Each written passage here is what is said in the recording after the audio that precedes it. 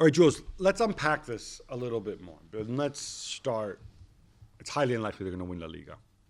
And in the grand scheme of things, it's not going to change that much. A little bit more prize money or whatever, a little bit less pressure to keep Ronald Koeman, perhaps. Yeah, but it's 2 seasons in a row now. They don't win La Liga. So they won 18 10s up to 2019, and now it's 2 in a row where you don't win it. Okay, but it's not exactly news that there's serious issues at the club. No, true. So, and Joan Laporta, he can't be blamed for what happened before because he came in. He's inherited the situation with the enormous debt, with, and we'll get into this later, with the disciplinary action taking against them because of the Super League, and above all, with Messi's contract expiring. Now, I find the Messi situation really interesting because you'll recall, right? So the Bureau of Facts comes. All these people who are much closer to Barcelona than we are saying like, no, this time he's serious. He's really going to go. Remember, our interpretation was always, but we're interpreting from afar. We're like, but this is stupid for him to announce now that he's going, right? Well, the logical thing is for him to say, I'm going to stay on these terms. I want these guarantees. I want this influence. I'm not happy with Bartomeu. Then it felt as if everything kind of turned. I mean, Laporta saying the priority is keeping Lionel Messi. What is your sensation right now about whether Messi stays or goes? Because obviously he's a free agent at the end of the season. I really wonder if he maybe keeps changing his mind. So there was a time, and we said, where Koeman was doing the right things and the new formation works, and they won the Copa del Rey and they were playing okay, and the young players looked very promising, and Pedri and Ilaich and then those guys, and you say, okay, if you're Messi, if you're Messi, this is appealing. You can stay. Laporta is your friend. You've got a really close relationship with him. He seemed to be okay with Koeman. Now, surely today, if you're Lionel Messi and you're looking at what's happening in the last 3 weeks, those defeats, the fact that, I think Koeman's tactics are a mess right now, that there's no La Liga title, and there's the same issues that we've seen in the past before. It's not Koeman's fault what happened in Liverpool or in Rome or in Lisbon or in the last few years, all those embarrassing moments, which shows that this is still there. And now it looks very unlikely that Koeman is there next season. So if you're Messi, you think, okay, it will be another new manager. There's clearly deeper issues than just what happened this season.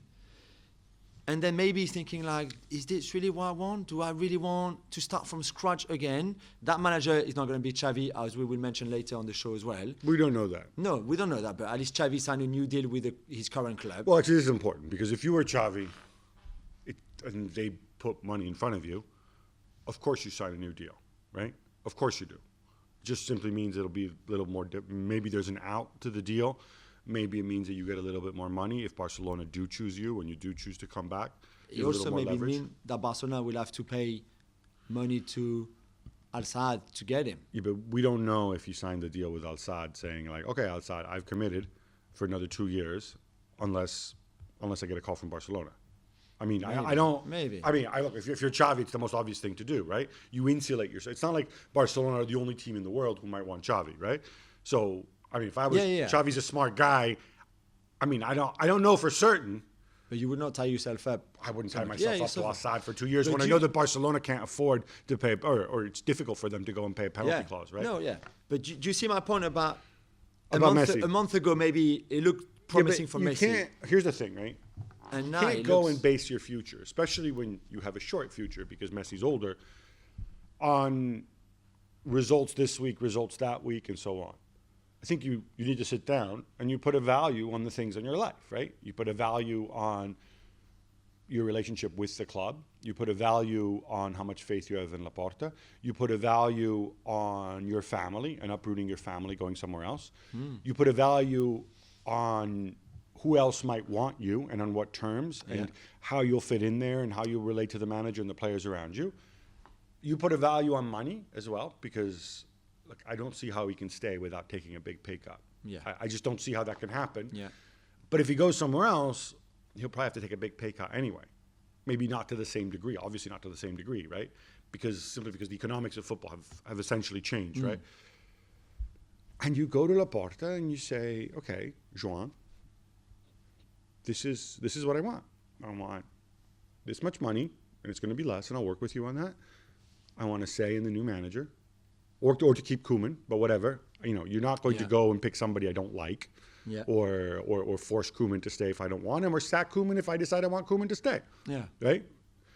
And you say, what is your plan going forward? What is Gerard Piqué going to stick around? Is Busquets, you know, what is our plan? What can we actually realistically hope to do? Because I don't want to get my news from picking up, you know, Sport or El Mundo Deportivo and see, oh, we're going to sign Neymar and Mbappe and Holland and all together, because I know this is nonsense. I can read, I can see what exactly is a club debt situation. If I don't fully understand it, because I'm not a trained accountant, let me bring my trained accountant in. Let me understand this. Yeah. I would assume that this is what Messi's doing behind the scenes. Definitely. And if you're Laporta, if you can be honest with him, you can turn it into a win. I mean, right now, I think if you're Laporta, simply getting Messi to stay when the guy before you, you know, had Messi sending him the bureau fax telling him he was going to leave, already that's a win, right? Already that forgives. But there's no way Messi will agree to stay if he doesn't know who's going to be the manager next season. That's why you have to tell him, you have to make him part of the conversation. I think what you need now is trust. You need trust between Laporta. No, you're right. And look, to what degree are you going to trust Laporta, given that ultimately, I'm not saying, because you're watching, Joanne, I'm not saying you're untrustworthy, but, you know, you're still essentially A, a lawyer, and B, a politician, right? In my world, those are the just two categories of people, as you know, I dislike the most, right? So he has to win him over like that. I think that has to be the starting point for any kind of Barcelona, you know, revolution, evolution. Koeman can't stay, right? We agree on that. And I'm not talking about like, okay, who can come in then? Because you Barcelona, you should not keep a manager by default. No. This should not happen. So if we just look at how the season went from start to finish, assess what went well, and they did some good things, as we said. They had a long unbeaten run in La Liga. Okay, they got battered in the Champions League, but they've won none of the big games, apart the Juve one. They're not going to win La Liga, and it's been a very disappointing end of the campaign when at some point they looked like the favourite to go and win it. I think he's lost his way massively. And you know, I've never been a big fan, but we praised him when we had to, and that's fair enough.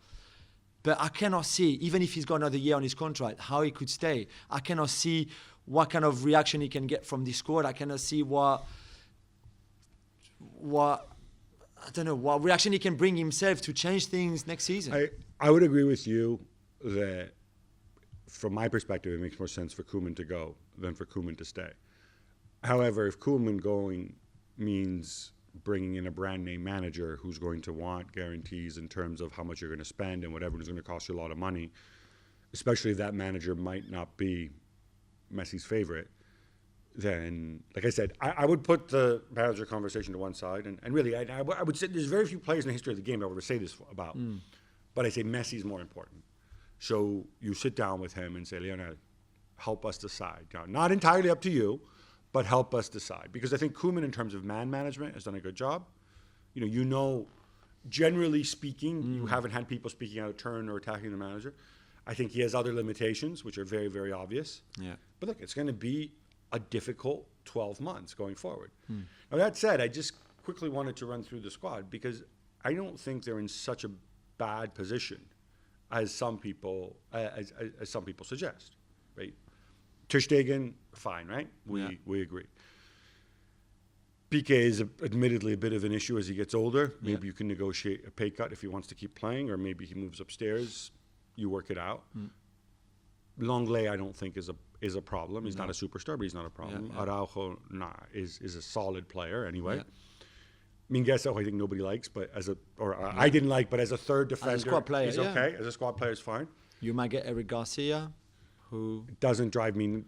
No, I'm not wild about Eric Garcia, but if it's Eric Garcia on a free and he understands the situation, then why not? That's not going to hurt. Obviously, you would like to move Titi. You might not be able to. At right back, if you have to spend another season with Dest and Sergio Roberto, I think you're okay, and you got Mingueza there too. Emerson is coming back from his loan at Betis as well, and I think he's the best Barcelona right back, although he hasn't played for them this season. He probably is, but you're in that situation where Emerson is actually a saleable asset. Completely. Right. So maybe you can raise a little bit of money there. Yeah.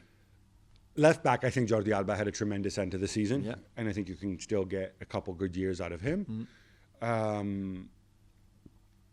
in midfield, again, Busquets. It's a conundrum for me, Gab. I don't know. Yes, at times, of course, he's been great, and he's still a genius in what he knows how to do, which is control the pace of a game. But he can't run anymore. No. I mean, I know he's never really been able to, but even less now. I think there are games when you get away with Busquets and games that you won't, but your core, Busquets and De Jong, Pjanic, again, ideally you would move him somewhere else if you can. That might be very difficult. I think Elias, I don't know if he's ready to become a regular part of the rotation. And of course, Pedri's great.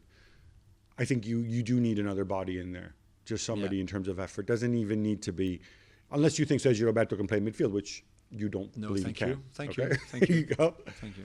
Further up. But then what? So Ricky Puig, you sell and raise some money. Carlos Alenia, you sell and you get some money. And potentially... I don't know what money you're going to get for these guys in this market. I think you might need to loan them and hope that they do well, and then maybe you get some money back. I mean, Alenia hasn't exactly torn it. He went to the wrong club. No. Yeah, probably. But and then further up, I think, that's obviously the issue, because Griezmann. Oh, we have Coutinho too. Let's not forget. Oh God, I'd forgotten about him. I mean, surely his future is limited at the club. And again, I don't know where you can send him and who will buy him at what price. You loan him somewhere, you pay some of his wages, you reduce the wage bill. I think that is the best solution, Yeah, unless probably. the new manager says, I can relate to Coutinho. We're on the same wavelength. We can work together well. Yeah. Griezmann is another one. Again, I would sell him if you could, but you can't. So, boom, make it work. Griezmann, Messi, Dembele. And then you need a center forward. To be honest, if you can get a center forward on a free transfer, What, Sergio Aguero? Memphis. Yeah, but Memphis is not the center forward that they need. Not the type of center forward that they need. It's not the profile that they need. It's not a profile that is going to work. If I can get Aguero to come on a 2-year deal, or even a 1+1 deal, like a Cavani type deal, and I say, Sergio, you made a ton of money. You got to come and you got to give me a house discount. You want to play for Barcelona, go back to Spain, great. With Messi. You get to play with Messi. Maybe Messi takes a pay cut and gives it to Aguero. I don't care, But something like that, as long as you don't want to be tied into those long-term monster contracts. Yeah. If you can do all that, then you can reduce your wage bill. Not net out in terms of your spending this summer, and still have a competitive team with some of these guys who I think can get better. And Ansu Fati's back. We haven't mentioned him. He'll be back at some point, That's a game changer. Yeah, it should be. It gives you a lot of options. So I'm not as negative. No. I don't think they'll be favorites to win La Liga next year. But if they get a manager who Messi likes, and if Messi resigns, and they make these basic steps. Now, if they start, borrowing more money to go and let's spend 80 million on Gravenberch, and I'm gonna be like, no. No, definitely. This will come back to bite. But there's also a lack of character, Gab, in that team that we saw in the Granada game, that we saw again in the Levante game, that we saw against PSG, where they lack personality. I think there's something there that is missing, that you can't just replace by keeping this squad together and going get Eric Garcia or Memphis Depay. Yeah, and I think you make a great point. I don't normally like it when people talk about character and personality, because I'm like, it's all fuzzy stuff. Yeah. But this is where it has to become Frankie de Jong's team, because he has the character. Yeah. This is where you have to have a natural thing where, all right, Messi's obviously the leader, but Frankie, you're going to be our leader, in terms of in the trenches. You're going to be the guy. You're going to be what Gerard Piqué was. Okay? And, if Gerard's there, he can help, but this has to become your team and be your team for the next 5 years. If you can do that, a top 4 finish, assuming, of course, you don't get a 2-year ban from the Champions League, which we'll be getting to later in the show. But again, I don't think the future is as dark. No, but there's still a lot of issues to sort out. If you get these big calls right, and if Messi collaborates. Yeah. Well, thank you very much for watching ESPN on YouTube. For more sports highlights and analysis, be sure to download the ESPN app. And for live streaming, premium content, and let's not forget as well, ESPN FC 7 days a week. Subscribe to ESPN+.